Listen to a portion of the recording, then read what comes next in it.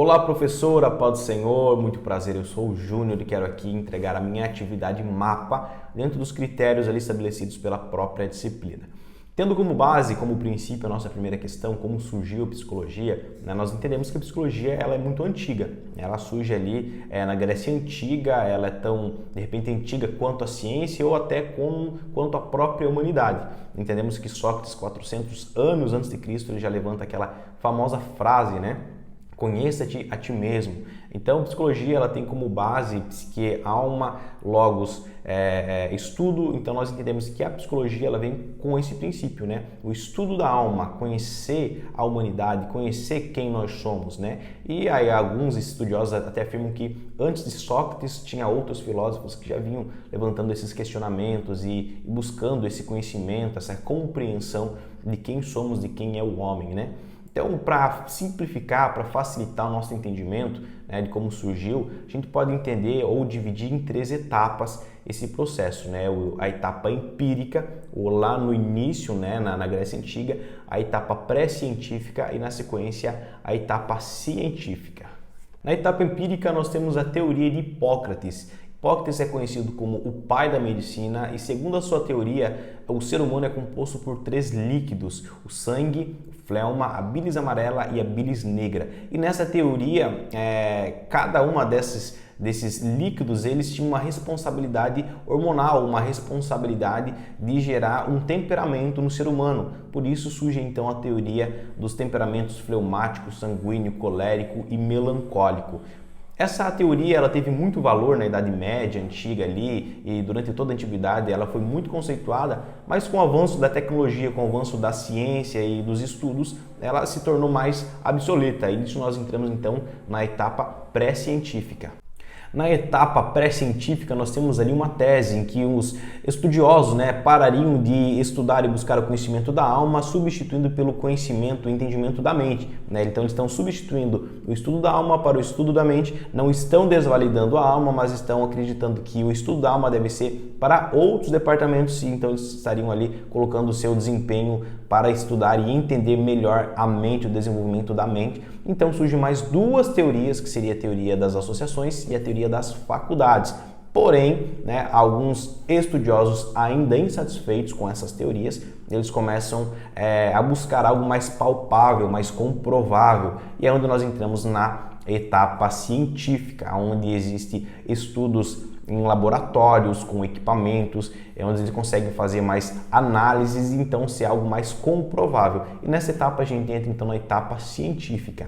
Então, já na etapa científica, nós temos ali a busca de afastar cada vez mais a psicologia da filosofia e da metafísica e torná-la uma ciência mais autônoma. E com isso nós temos ali o surgimento do primeiro laboratório de psicologia criado, desenvolvido por Wundt, que é conhecido aí como o pai da psicologia moderna, ele que faz as primeiras formações, a escola de psicólogos, e que se estende até os dias de hoje. Esses avanços, esses crescimentos do entendimento da psicologia, é lógico que isso não para, mas como a proposta da atividade é trazer o início de como surgiu, nós temos aí esse rápido parâmetro, esse rápido estudo, análise sobre como foram os primeiros passos da psicologia na humanidade. Então, na segunda questão, nós temos o behaviorismo, que é abordagem comportamental, onde ele trata mais a ambientação dessa pessoa, entender onde ela foi criada, onde a ambientação dela, partindo disso, o profissional orienta as trocas de comportamento. Temos também a TCC, conhecida como terapia cognitiva comportamental, onde ela entende que por trás de todo comportamento, toda ação, existe ali um sentimento, por trás de todo sentimento existe um pensamento. Então tudo parte do pensamento, o pensamento gera sentimento, o sentimento por sua vez gera um comportamento. E também nós temos ali a psicanálise, que foi criada por Freud, e também ela explora mais o inconsciente da pessoa. São as 3 principais abordagens da psicologia.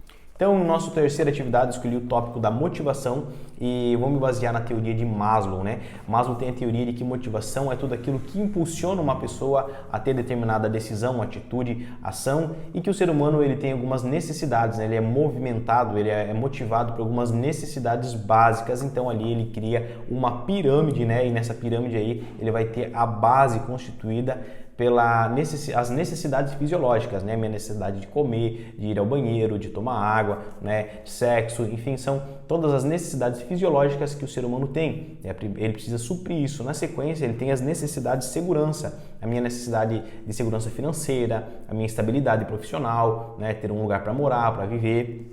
Na sequência, as necessidades sociais, eu estar inserido em um grupo de pessoas, eu estar inserido em uma comunidade. Na sequência, acima, eu vou ter as necessidades de estima, né? O que eu estou falando, essas pessoas estão me ouvindo, né? Eu estar me sentindo importante dentro dessa sociedade, eu estar me sentindo importante dentro dessa comunidade, eu realmente me sentir parte dela, me sentir relevante ali dentro. E no topo da pirâmide nós temos a auto-realização, que seria a minha paz de espírito, né? Eu me sentir bem, eu me sentir feliz, eu me sentir alegre, tudo isso faz parte hoje da motivação que Maslow coloca como a pirâmide das necessidades básicas do ser humano. Então esse é o tópico das motivações.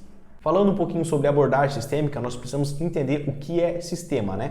E o livro define sistema como dois elementos ou mais, um conjunto de elementos que estão em interação, né? Estão ligados. Por exemplo, um casal acaba se tornando um sistema porque são dois elementos que estão ali interagindo. Uma família se torna um sistema porque são vários elementos ali que estão também interagindo. Uma igreja é um outro exemplo, né, de sistema. Vários elementos que estão interagindo, estão em conexão e isso gera um sistema. Para entendermos de forma mais clara, vamos analisar o método, o modelo cartesiano, que ele tinha uma teoria que eu deveria analisar de forma individual. Quando eu olho, por exemplo, para a estrutura de um corpo, eu tenho um corpo como uma totalidade, mas eu tenho os subgrupos, por exemplo, as divisões do meu corpo.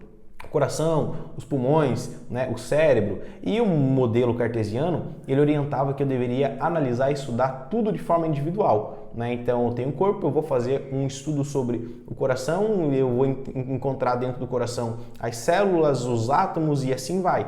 Né? E se, por exemplo, eu perder uma célula morrer, o meu corpo como um total não vai morrer. Né? Dentro do método sistêmico, ele já orienta eu olhar como um todo. Né? A abordagem sistêmica me orienta a fazer uma análise como um todo. Por exemplo, existem as hierarquias dentro do sistema que precisam ser respeitadas. Se morrer uma célula dentro do meu sistema menor, né, eu não vou morrer como um todo, mas se eu morrer, automaticamente essa célula acaba morrendo.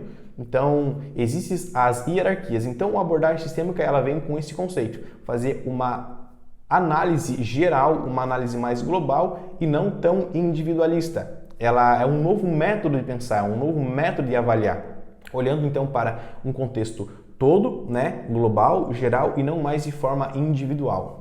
E para finalizar então o nosso último tópico, né, nós temos ali onde a teologia e a psicologia se encontram e segundo o texto, segundo o nosso entendimento, né, com isso é no aconselhamento. O aconselhamento é um dos tópicos sim que faz a união, a conexão entre essas duas atividades, né?